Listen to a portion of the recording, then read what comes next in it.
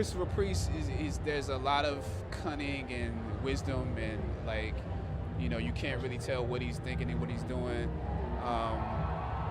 You know, Kirby and Stan Lee, it's like they set the stage for what he is, which you have to give them all the credit for that. It was a concept, you know, when Christopher Priest was writing, they were written a little differently when Reginald Hudlin was writing. You know, if you go through the different, when Mayberry does it, it's a little different. What I did love was Christopher Priest's take. You know, he really elevated the intelligence and the Dora Milaje, the female bodyguards, who could go wrong with kick-ass female bodyguards. All that stuff was great. Every time he's asked that question, the first name out of his lips is Christopher Priest. Really? Yeah. I read Christopher Priest stuff, and then like he of course lists like Reggie Hudlin and, you know, Stan and Jack and all those, but literally every single time your name has been the first out of his lips. That's really flattering to know.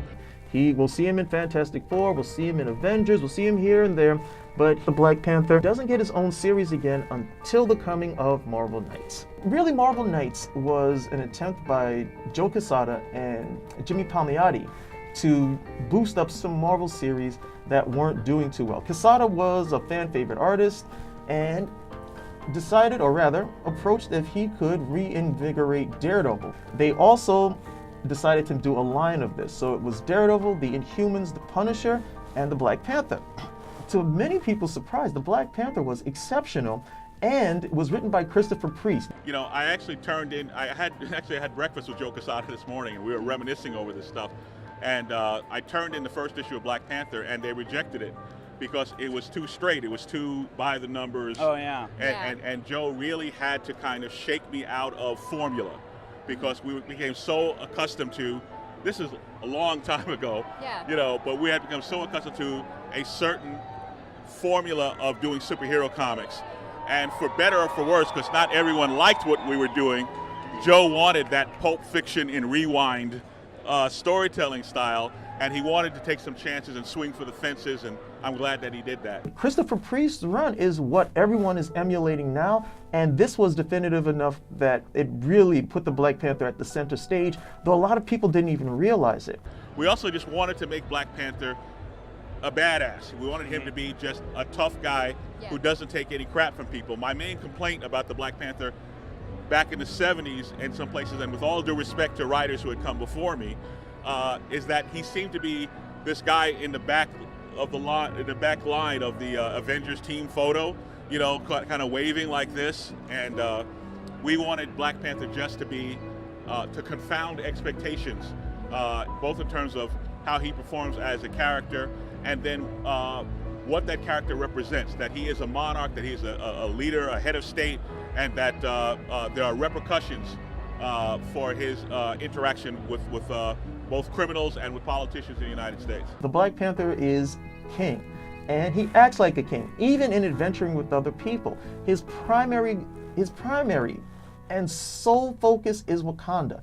Being king of Wakanda and making certain that that kingdom is protected.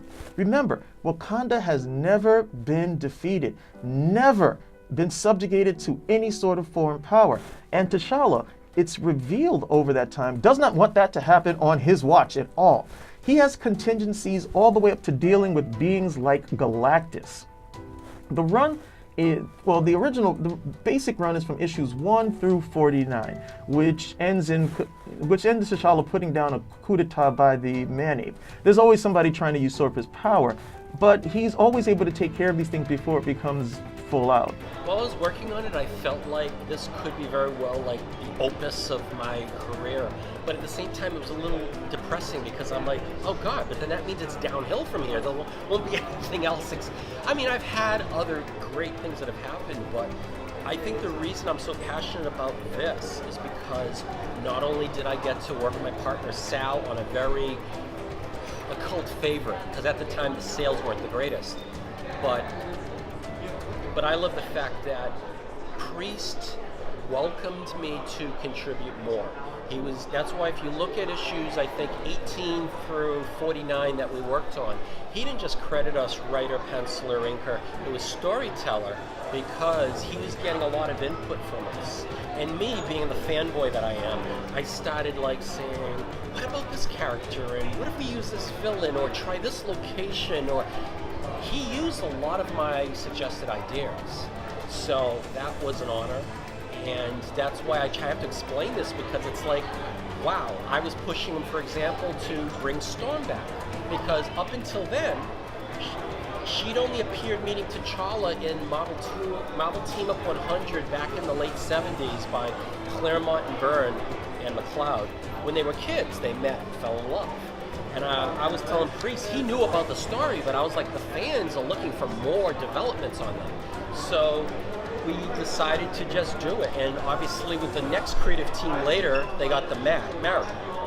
So, but people forget it. We're the ones that brought that into the foreground again, because it was just one of those things requested. In addition, we get to see the Black Panther contend with the likes of the Submariner, Iron Fist, Doctor Doom, Magneto. It's a great storyline. It's very rich, very deep, and the characterization on the Black Panther is great, but also the reveal that the technology of Wakanda is something that has always been there that no one else ever decided to use. And so he was given what was known as a Kimoyo card. It looks like a credit card, but he was able to use this, and it's a volumetric type card as well. Use this for communication purposes. His suit was now made of a vibranium weave, where if you tried to shoot him with a bullet, it would never take, because the bullets would lose their inertia before they could actually hit him.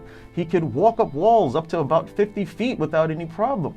The uses of technology, the slight changes, cosmetic changes in terms of his appearance, really made for an enjoyable read, and Priest's non-linear style also made it very entertaining and very interesting for those people who were in the know and were picking it up. That all goes back to Stan, because Stan, besides being a friend and being one of my mentors, one of the people that trained me in the business, he wrote an outstanding, intuitive, interesting, multifaceted character. And I was just grateful to be able to go back to that source material. It starts 1966 with Stan Lee, Jack Kirby. Really starts with Jack Kirby, who pretty much creates the image for the Black Panther and some of the background. He brings that image over to Stan Lee. Stan Lee looks at it and is like, no. And you have to remember what we first saw in that image. It's a yellow, gray, black, and red image. And Stan said no. So Kirby goes back to the well, comes up with what we know to be the Black Panther's outfit now, almost an entirely black outfit. So we see him first appear in Fantastic Four 52. He takes on the Fantastic Four, defeats all of them. The Fantastic Four, of course, free themselves. They understand that the Black Panther brought them there to test his abilities, and he also wanted to require their help in defeating a villain who had been plaguing him for some time, Claw, who would become his major villain over the years. And then he'll make guest appearances here, there, until he's finally brought on into the Avengers. Now later on, Christopher Priest would retcon this and say that the reason why the Black Panther joined the Avengers was to spy on them, so he could have an idea of what the Avengers were capable of and if they posed any threat to Wakanda. Add in all the hard work that Don McGregor had done in coloring his world and expanding the world of Wakanda and his community around him, and add my own little 2 cents to it at the same time. And then the second thing was this world, this separate place called Wakanda, which, Don McGregor and Billy Graham had done this just beautiful job. Billy was beautiful. He was incredible. He's done this beautiful job of sketching out this entirely different, almost plane of existence. And the opportunity to A, play with a character, with that sort of tension, at his heart right there, and B, venture off into this imaginary world where, just as a side note, all the people are black. Who could want more than that? Black Panther is given he's given starring billing in what was then called Jungle Action. Line was expanding rapidly, and it was decided that Jungle Action would become a book that was 2/3 new material, and the back third would be reprint material. That they'd give me the books expecting them to die, saying, well, we gave you a chance, Don, and you blew it. But given books that they had just given up on, their only edict was with the Black Panther was that it had to be set in Wakanda. And I think that's the only guidance I was given. And then it also allows me to take a look not just at the culture and the society, but it gave me a map that I could play out with. And at the same time, try to take all of those iconic sequences that people associated with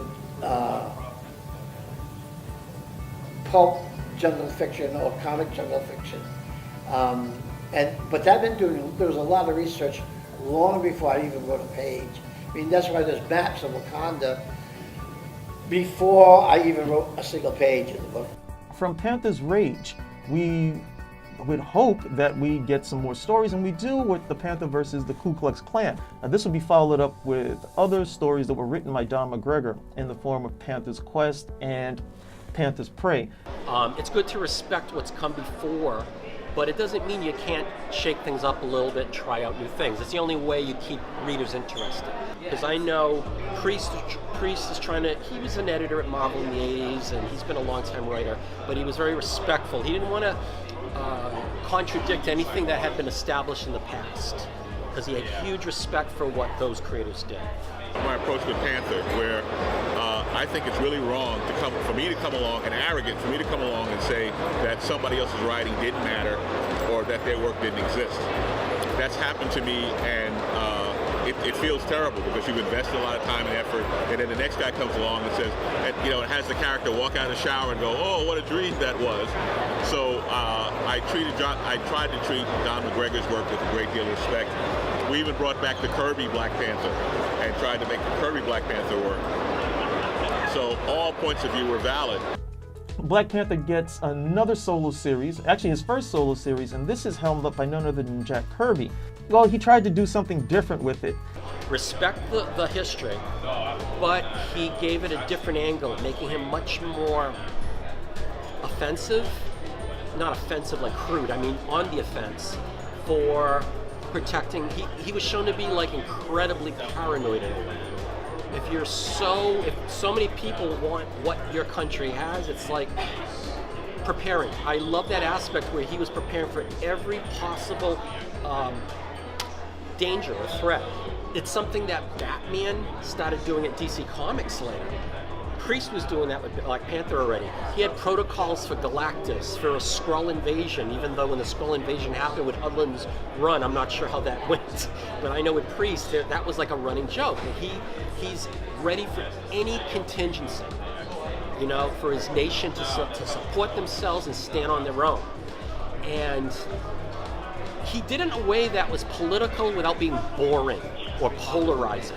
It was just showing, okay, we have a king, we have royalty, we have a very sovereign nation, and he went there. He tried developing with what Don developed. And I think that's why we had our cult following. Editors at Marvel were reading Black Panther. They were praising it all the time. It was a guilty pleasure. It was fun. I think just Priest and us, we did a lot of groundbreaking stuff. The fact that he showed that T'Challa was one of the leading royalty, one of the leading leaders of a nation, to have him actually have meetings with the likes of Dr. Doom and Namor and Magneto and the Deviant Society in our Sturm und Drang story, which that was probably one of the most popular stories. Sturm und Drang, Enemy of the State 2 that we did towards the end. Sturm und Drang raised our sales a bit, so it kind of kept the life of the book going. Actually, it was more to the point of people. I just wanted characters in the Marvel universe to they mistake him for a superhero because he's wearing, what they consider to be a superhero costume. Mm-hmm. But that's more like a habit. It's a badge of rank that he's wearing. So they would treat him like a superhero, and he'd have to constantly remind him and confound that and say, I'm a monarch, here's how things work.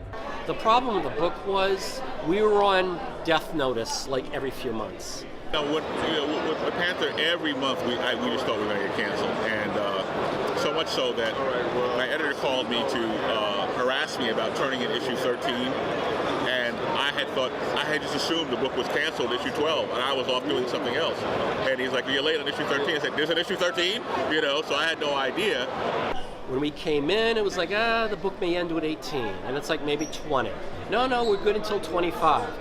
And that's how we were on the book the whole time. It's like you're always on edge, like you can't relax because you're just expecting like it's just gonna come to an end.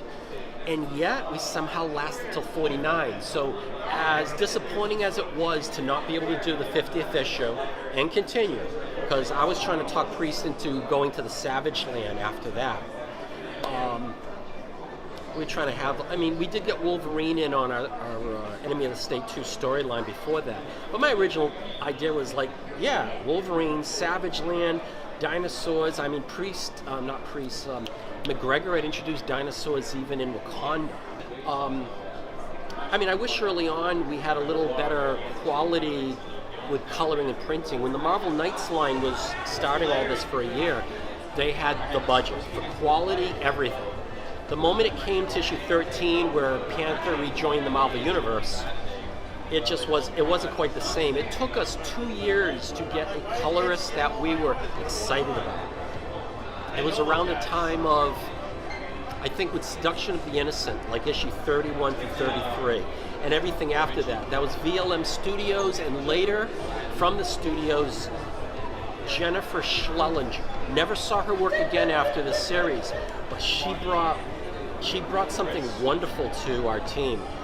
If you look at the silent issue where Iron Fist is fighting Black Panther, she's coloring every air bubble underwater, like with giving them all, each bubble like a round spherical shape. I wish we had that from the start. I think we did get a lot of new readers. I mean, for a while we jokingly called our title Black Panther Team Up, because if you look at the series run, there's like a guest star in almost every issue. And yes, it is an editorial or writer trick. It's a way to try to bring in some new readers. Oh, Deadpool's in there. I'm a Deadpool fan. The trick is, can we latch on to him enough to try a few more issues, of course. That's why we had to do that throughout. I don't think it's the only reason we survived 3 years, but the fact that the character is a public figure, of course there's going to be some globe-trotting, yes, and he's going to interact with the Marvel Universe. But otherwise, though, we had the great stories to work from, and we had some very good editors that gave into a lot of requests to try things out. They were very supportive. Sometimes they're willing to give you more of a chance when you're not a top-selling book. They figure, what do we got to lose? Try things out. In the 70s and 80s, a lot of times when you're on a low-selling book, creative teams got to flex their muscles more and try things a little more radical. Hard to do when you're on a very top-selling book. The editorial tends to micromanage a little bit to try to keep the quality up. But like I said, we had good supporting editors, didn't limit us very much at all. So I've had the best of memories with it. It really helps that to have worked on both sides of the desk. Yeah. And once you understand the pressure that the freelancers are under, it's like, okay, I want you to come up with an original Spider-Man story that we've never seen again, and throw in Aunt May and Doc Ock, and you got to turn it in by Monday. And here's a gun to your head. Go. Be creative. That's what writing comic books is like. Uh-huh. It's an enormous amount of pressure, but you kind of have to learn balance and, in the name of God, stay ahead of the calendar and don't get behind it, because that's not a good place to be at all.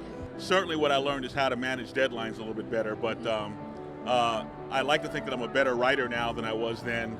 We'll find out with work that comes subsequent to this. But,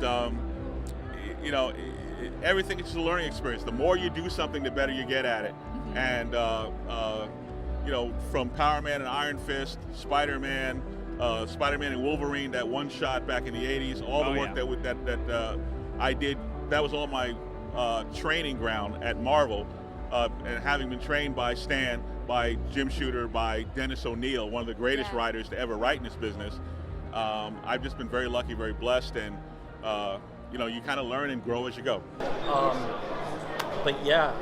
I'm just so proud of what we got to accomplish. We didn't get to do everything we wanted to do because eventually we were bounced off the book. But we were on for 3 years. You try to find these days, or even back then, too many artists that are on a book that long, it's rare. It's not like the old days. When I started being a collector in the 70s, the 80s, back in the day, if you could keep a popular artist on the book, they'd let you do it for years, as long as the sales didn't drop.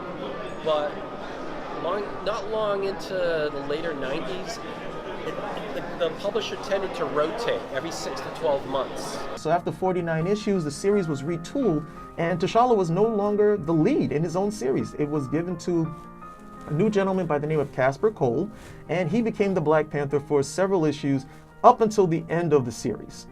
And the series, I believe, ended with issue 68.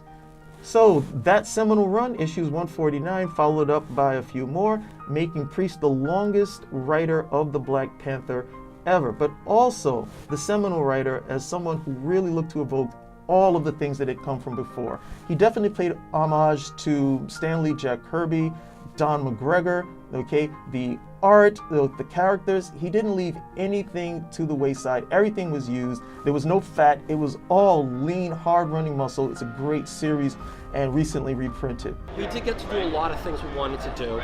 We're the only creative team that had that length of time on the Black Panther series. If you look at other, if you look at other creators, they didn't last as long. Maybe a writer lasted as long as Priest, but not for the artists. Even if you look at consecutive issues, I think Sal Valuto and myself tied with Billy Graham with Jungle Action and maybe Kirby when he did the 70s Black Panther title. I think the tie was something like 11 issues in a row. But otherwise, we broke all records for consecutive issues, length of time, and the only creative team that I know of that worked on Panther's top 3 nemesis, Claw, Killmonger, and M'Baku the Man-Ape. No one else had done that. So I'm proud of those achievements, and I pretty much yell it out to the world like, yes, we did this, we did that, because it's true. But a lot of people don't realize that or talk about that, but we tried doing work after with the character, but there wasn't really any bites to reunite us. I know Priest is recently, I think it's the Black Panther Annual.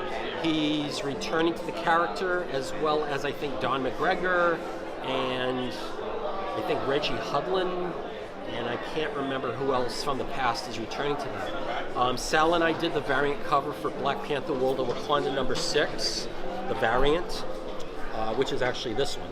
But that's been the only time that Marvel has, had us try to do something new, not counting the fact that I got to reproduce in English the afterword that was actually in this collection. It was originally in a Panini Comics collection. They had the license for the Marvel material, and they were the first ones actually to collect our Panther work in its entirety in what they called Marvel Monster Editions. They were like phone books.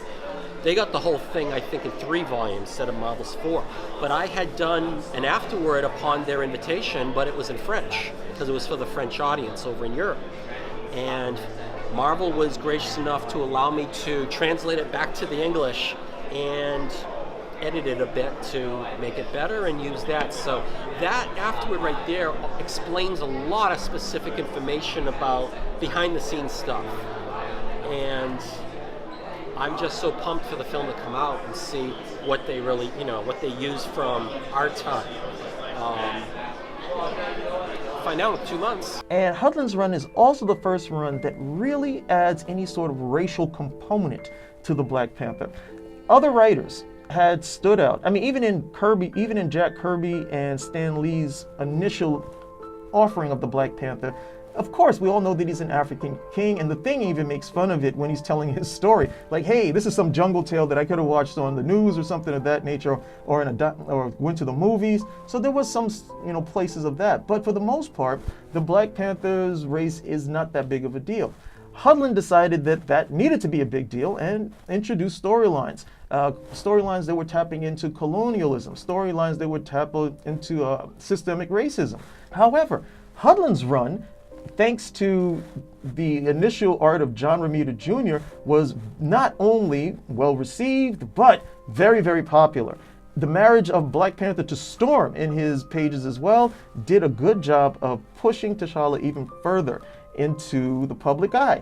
Finally, not only were people reading the Black Panther, people actually knew what was going on. This was a book to actually pay attention to. X-Men were making guest appearances. It was a crossover book when they did the whole Skrull invasion with Secret Invasion. and he really got some good mileage out of it. And much like Star Trek, which had terribly low ratings when it was on the air, somehow this particular run of Black Panther gained in popularity in reruns. First, I owe a lot to Reginald, because Reginald publicized the heck out of the book when he took it over, and he really just brought in a whole new audience, and a lot of them started going back and reading the old issues as well, and you know, to the point where, man, I probably have more people here happy to see me than were actually buying the book when it was in print. We do get one headed by Ta-Nehisi Coates, writer well known for his memoirs at the end of the day and for his commentary on race. So once again, we do have those things around the edges of the Black Panther. Coates' run is ironic in the fact that while civil strife in Wakanda is not unique, it is the first time in any storyline, and a storyline written by a Black author no less, where Wakanda is almost totally dissipated and T'Challa is an ineffectual king who is not looked upon with any sort of reverence by the people he has led this far.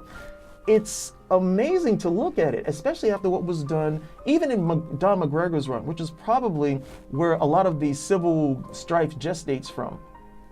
T'Challa is still king, he's still in control, he still knows what he's doing, and we have no doubt that he's going to be able to effectuate a positive outcome. We are about to culminate in the Black Panther film, which looks damn good. And if successful, will also be a first. This will be a film, okay, with an all-Black cast for the most part, simply about the actions and adventures of this particular character, T'Challa the Black Panther, you know, African king, and that's it. Like Black Panther, who was constructed from the ground up to be a fundamentally unique character who happens to be Black or happens to be African. But hopefully we're going to see a more resurgence of